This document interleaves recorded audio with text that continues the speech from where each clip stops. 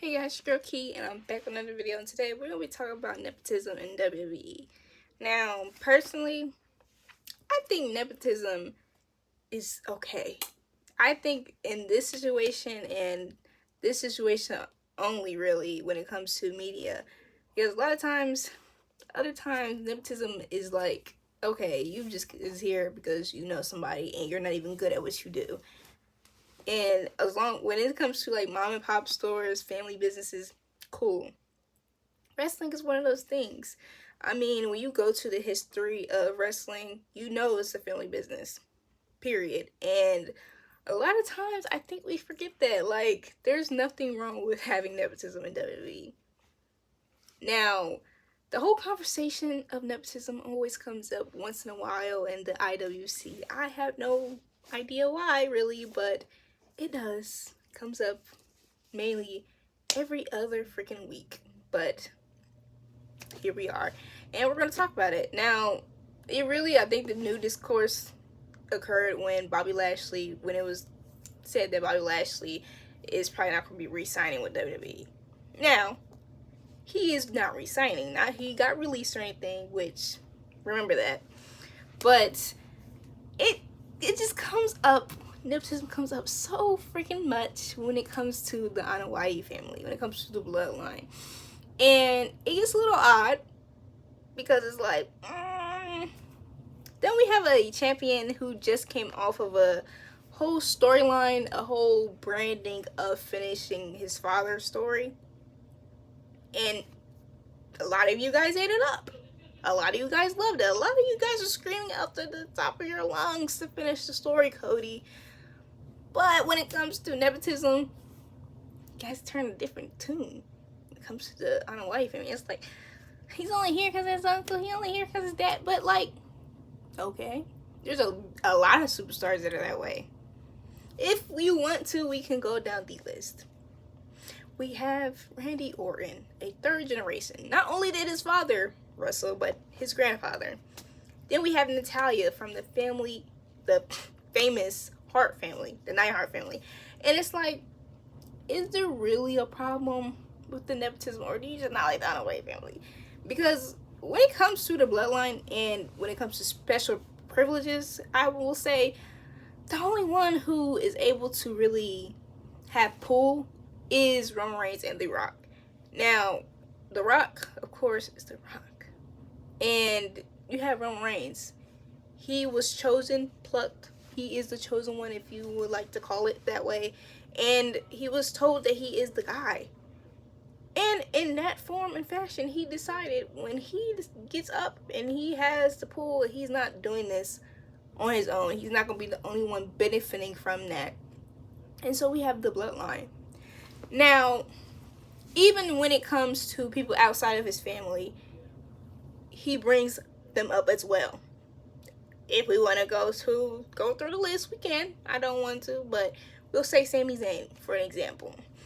And it seems like we kind of forget, maybe some people forget, that the reason the bloodline is where it's at is because it's profitable.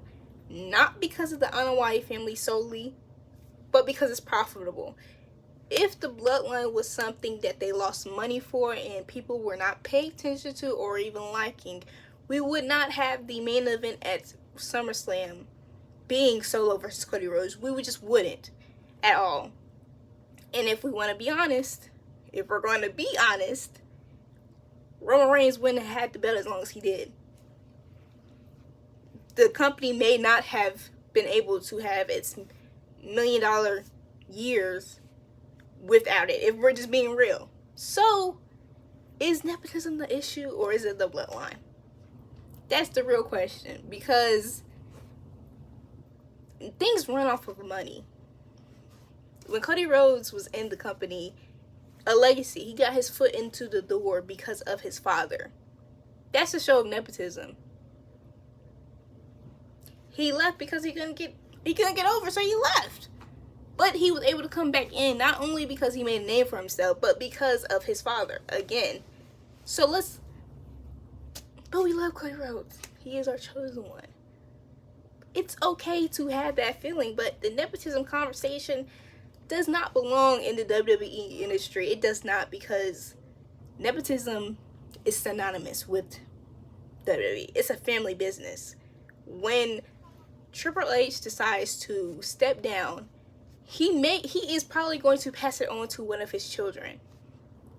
He most likely will be, because that's how things are. When it came to wrestling and comes to the WWE, we will see Stephanie and Shane in there because of their father, and we saw Vince because of his father. So nepotism, very synonymous with WWE. And if we want to play the game of the bloodline gets special treatment, let's look at the Usos. Great example.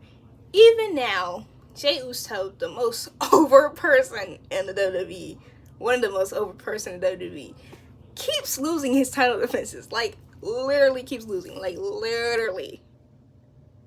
If somebody was booking him, you would think they would be saying no yeet every time he gets to the top.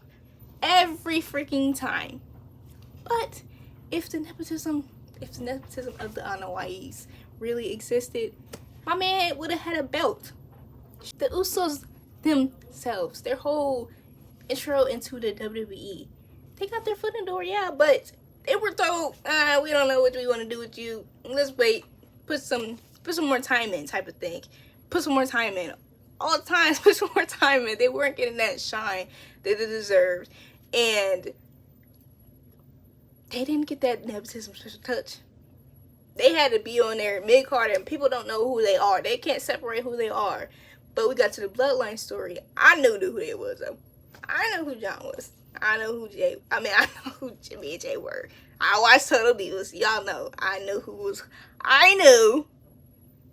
Yeah, face paint, I knew. Yeah, I know, though. You had to wait to the Bloodline to know. But I knew. Bloodline comes through. We are able to see more of their characters. Able to see more of that. Something that y'all probably loved it, ate it up. But that wasn't the nepotism touch. It was because Roman was like, hey, I ain't doing this alone.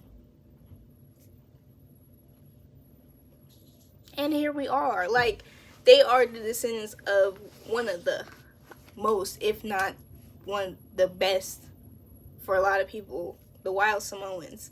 Yet, they were not really given that many, they weren't getting the chance straight out the gate. They weren't getting that shine straight. You got Rikishi, son of the Rikishi. You know, they weren't given those chances. They had to work up. They were on the independent scene. Just like Solo, on the independents. Then NXT, then WWE. So let's really lock in. What's the real issue? Because nepotism is not the issue, really. It's not. Nepotism is, I think, is one of the core of WWE to make it a family business. And it's thriving because of that. You are understanding different type of storylines. You're more invested. When it comes to the whole, sometimes where you got a touch of real life in the storylines, they hit more. They just do. We are all entertained because of it. So why bring up the conversation of nepotism? I think the ones to blame when it comes to talent not being utilized as they should be is just the creative, or just because they don't have the opening for your people that you like. And that's how business works sometimes, and it's upsetting, but that's just the whole truth. Because at the end of the day, when you think of wrestling, think of WWE. And a lot of times, that's where people want to go. That's where their heart's desire is. I don't think anybody in the back is thinking like, darn, this nepotism got me again. Not because the crowds don't like him. No, but because of nepotism. Like, Cody Rhodes was not really getting his shine. Even though he was Dusty's kid. When he was in those dark ages. We weren't cheering for him. We weren't really cheering for him. So let's be real. Let's be real, guys, okay? There's nothing wrong with it. It's actually pretty cool.